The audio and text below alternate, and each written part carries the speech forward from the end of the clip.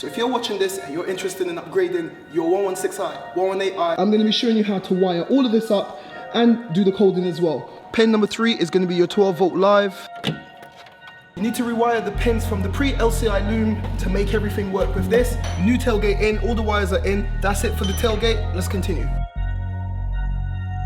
And have a look at this thing. It's looking amazing.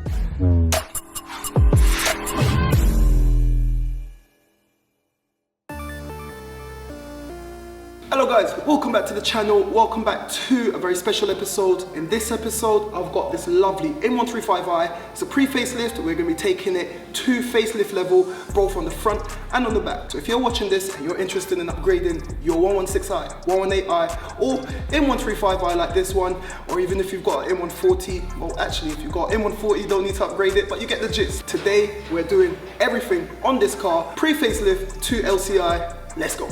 So guys, first up, tools needed. It's not a lot. You need a T20 and T30 Torx bit, a number 8 socket, number 10 socket, a coding computer. Guys, do not use Bmw code. You need something more heavy duty. You need a reel of automotive wire because we're going to be running some new wires. And finally, you need 2 number 30 amp fuses. So guys, here we have a 2014 pre-facelift BMW M135i. It's in great condition, but it's pre-facelift. Let's change that. Alright guys, so I've shown you the car. Parts needed are rear tailgate, front LCI bumper, LCI rear bumper, LCI bumper supports right there, LCI rear lights, LCI headlights. I'm going to be showing you how to wire all of this up and do the coding as well. But for now, I'm going to start on the rear of the car and we're going to be fitting that bad boy as well as this. Let's go. So to begin with, use your T20 Torx bit and remove the 2 screws at the side of the tailgate. Remove all the plastic paneling and remove the sockets of these connectors on the left side of the rear tailgate.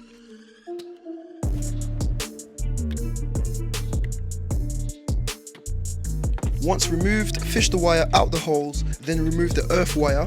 This is a number 8 ratchet or socket, then use your number 12 ratchet to remove these 2 bolts. With that done, head over to the opposite side and remove the side boot lining. This will give you access to the connector for the rear water hose, and it will also give you access to the REM module. Once you disconnect the rear water hose, go ahead and remove the middle connector in the REM. It's going to be the white connector. With that completed, remove this upper panel and fish the entire loom out of the gap and fish it out the holes in the chassis. This is the correct way to remove the rear tailgate without having to cut any wires and making sure that everything is intact. Next, you can continue to remove the number 12 bolts that I told you about earlier. You might need someone to give you a hand at this point. Remove the old tailgate and replace it with the LCI tailgate. Now, providing that everything on the donor parts are intact, just fish that wiring loom through the driver's side cabin and plug it back into the REM module exactly as you did when you removed it. On the passenger side, however, as you can see, the donor part had some wires in there. We don't need that. We're going to get rid of that, and I'm going to be fishing the original wires from the car. The wires on the pre-facelift and the facelift are exactly the same here. So just match up the colors and connect everything back up. Alright you guys, old tailgate out of here, new tailgate in, all the wires are in. That's it for the tailgate. Let's continue. So guys, as you can see, the tailgate has got a little mix match right here and right there. It's time to get the pre-facelift lights out of here. We're going to fit them in, and also the bumper. This part is very important because this may plug straight in and people might believe it's a plug and play. It's not. You need to rewire the pins from the pre-LCI loom to make everything work with this, and let me show you how to do that. So this is the part that a lot of people find difficult, but it's not. Using the pick tool, remove this purple clip right there. Then you can go ahead and repin the connector clip. I'll show you how. Ta-da! So guys, I'll put everything on the screen. It's literally, when you're looking at the clip at the top, the 2 on the right, you just need to swap them. You should have on the left, in order, you should have yellow and black, followed by black and white, followed by the ground, which is brown. Now those 3, you don't need to move. The final 2, which is next in line, is going to be the blue and grey. You need to swap that over with the grey and purple. Put that where the blue and grey one was, and that's it for this side. As you just saw, when I connected it up, it was working, and that's good to go. The other side is slightly different, so I'll get this in and then I'll show you the other side. So using the same method as the other side, use the pick tool to repin this side also. Alright guys, so once you've repinned, you should have everything shifted once over, and now the spare slot should be on the right. And starting from the left, you should have blue and black, black and grey, followed by the brown, and then the next one is black and grey again, and then you should have yellow and grey, and then the one on the right, the slot on the right should be free, empty, and if that's all correct, I'm gonna plug this in, should work. Hey presto. Stick that in place like so. And now we have a pair of lights to match these. Now these are not going to work until we do coding, which we'll get to later on. But for now, let's swap out the bumper. Removing the rear bumper is very easy. There are several number 8 screws, and then after that it's just some clips. These are where the LCI support guides for that rear bumper are needed. Have a look here, it looks kind of identical, but the dimensions are different. It overhangs ever so slightly. So now you need to swap these out. Just a quick note, there's a center bracket as well, but it's not necessary to change. With all of that done, pop the bumper on, replace the screws, and you're good to go. Now let's code up that rear end. Please be aware that this is not a coding tutorial video, so make sure you know about coding before continuing. Now coding is very easy. All you need to do is edit your car's VO, the vehicle order, change the build date to any facelift build date, which is between 2015 and 2019. And once that's all saved, all you need to do is VO code the REM module. Now, as you can see here, they're still not working. So in that case, you need to reflash the REM module to the latest software. So guys, there you go, have a look. This is it for the rear end. I hope this helps. I keep getting DMs, comments, people wanting to know how to get the rear boot lights working. There you have it. I've shown you the entire process. With that done, let's move on to the front. Now for the front is a lot more easier. All I need to do is remove the headlights, the bumper. A lot of people keep asking as well. The bonnet is exactly the same on the facelift and the pre-facelift. The wings are exactly the same. BMW were not silly. So what we need to do is literally just remove 2 headlights, 1 bumper, replace it with 2 LCI headlights and the LCI front bumper, do a bit of coding, and the most important thing is we're going to be away with the existing wiring. We need to run new power cables and 2 new wires for the high can and the low can. In essence, what they did on the LCI headlights is each headlight has its own power source and each headlight becomes its own individual module. On the pre-LCI, both headlights are controlled by one single module which is inside, so we need to run complete new wiring. Let's get into it. To remove the front bumper, you need your T30 Torx bit. All of these screws on the top are T30s. Next, you need to remove all the number 8 screws all around the bumper, and then the front bumper is ready to be removed. To remove the headlights, you need that T30 again, and there are 2 screws underneath, followed by 2 more screws on the top, and then there's a number 10 nut on the inside of the wheel arch liner for the headlight. Next, you want to remove this panel to gain access to the fuse box hidden beneath. This is where we're going to be tapping into our live source for the headlights. So guys, have a look at this quickly. This is the connector. Let me get that to focus. Why is it not focusing? There you go. This is the connector for the LCI headlights. They've really simplified it. So the 2 that are twisted, that's your high can and low can. They need to be routed into the cabin, and I can tap into a high can and a low can anywhere you can find it. But the proper way to do it is to run it into, there's a module right on the inside on the left footwell. You will find a high and a low can in there. These are your LIN buses. They're already running to the headlights, so we just need to repin those. And the ground is going to be the same. Have a look at that. But this red wire here is what we need to tap into a live source. And what I like to do is, as you can see, I've removed that fuse box right there. This is the most convenient place. I've got a plug socket that's got about 4 free empty slots. You can tap it into there. You can tap it off of one of these wires as well.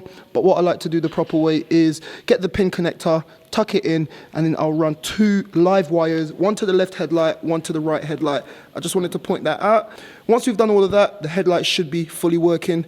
barring colding, and I'll show you that at the end. So I had some similar connectors lying around the garage, so I removed the pin connectors, and these are the ones I'm going to be using to tap into the existing connector in that fuse box. Once I put the connectors in, I can join up my new wires, running one to the passenger headlight, running the other one to the driver's side headlight, because we're going to be hiding these wires, so make sure you give enough length to the new wires. After insulating the new wires, I went ahead and I drilled a small hole into the fuse box holder where I threaded those wires through, just to make sure that it's a nice sleek finish. Now when you're guiding these wires, try to use the original manufacturer path. Alright guys, I've gone ahead and I've routed the CAN cables as well as the power cables, but this bit is very important. On the left side, so if you're looking at it from the front, you're going to see pin number 1. Turn it upside down. Pin number 1 is right here, and it goes to the left. So 1, 2, 3, 4, 5. Pin number 1 is going to be blue and green, followed by brown, followed by the live. Obviously, some cars have got a different color, but it's going to be the live, and that's the one that I plugged into the fuse box. That's now fused. So guys, pin number 8 is going to be red and white. Pin number 9 is going to be red and yellow.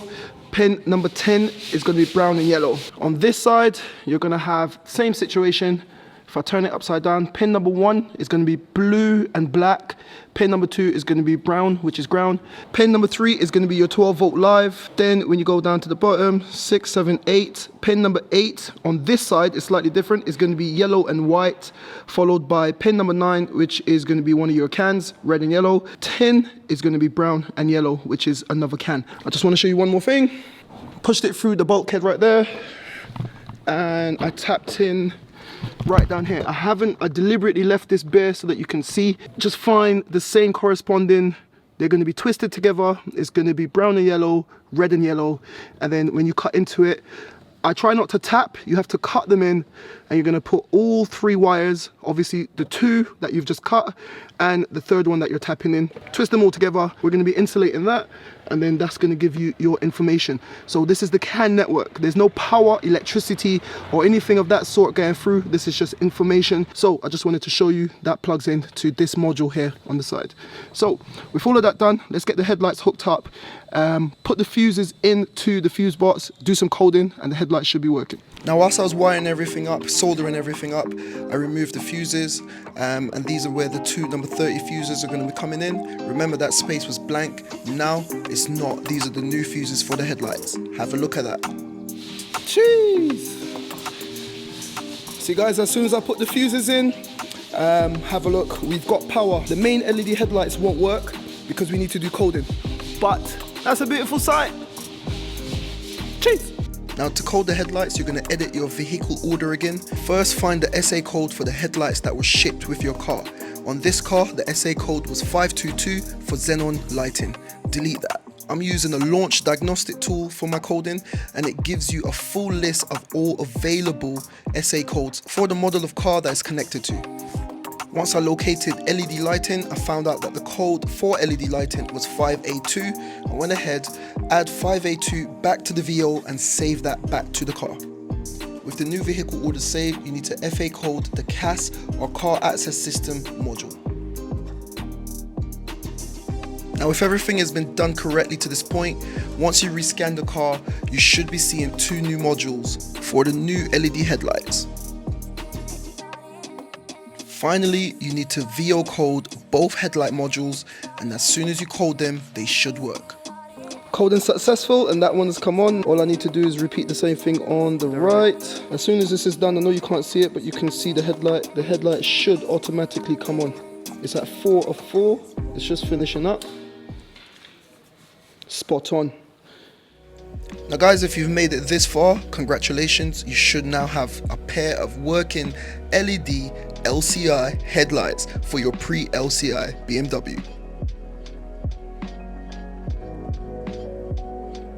So guys, there you have it. We've got headlights working, rear lights working, the LED modules, everything is all wired in, everything's working.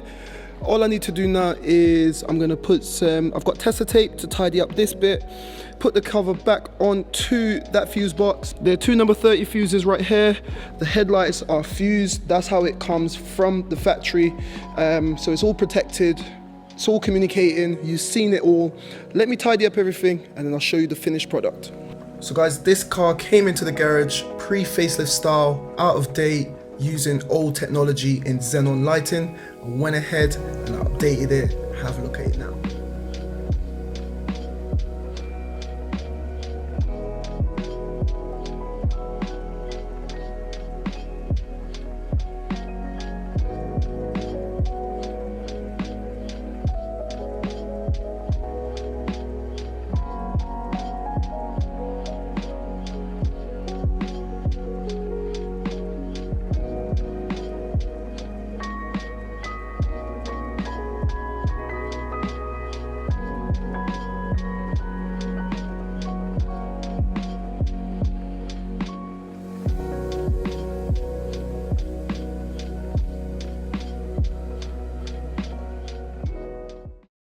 So guys, there you have it. That's the final product. The car just needs to go into bodywork and paint, which we'll do that later. But the point of this video is to show you how to get everything installed and wired up. Everything's fully working, everything's fully functional. These are gonna go on the M135s and M140s. They don't have fog lights. There's special grills that goes in there and it basically deletes the fog lights, so we need to get them. I went ahead and swapped out these grills for some gloss black ones. Coming around to the rear, everything on the rear is fully working, fully functional. Guys, just a quick note, you need to double check the coding. Sometimes when you do a VO code with an updated FA to the facelift years, which is 2015 to 2019, once you VO code that REM, sometimes 80% of the time it works, sometimes it doesn't. If you know what I'm talking about, then you know this video is not about explaining how to code, but everything on the back is fully functioning, fully working. I've got no error lights, and that's it. That's how to facelift a F20, F21, and have a look at this thing. It's looking amazing. Thank you for watching. If you enjoyed that, why don't you check out one of my previous videos on the left? There's plenty in the playlist. And if you want to know more about the salvage game, why don't you become a member of Salvage Nation, and I'll be there to guide you along the way. And don't forget, you can follow me on Facebook, TikTok, and Instagram if you want to get an inside scoop before YouTube.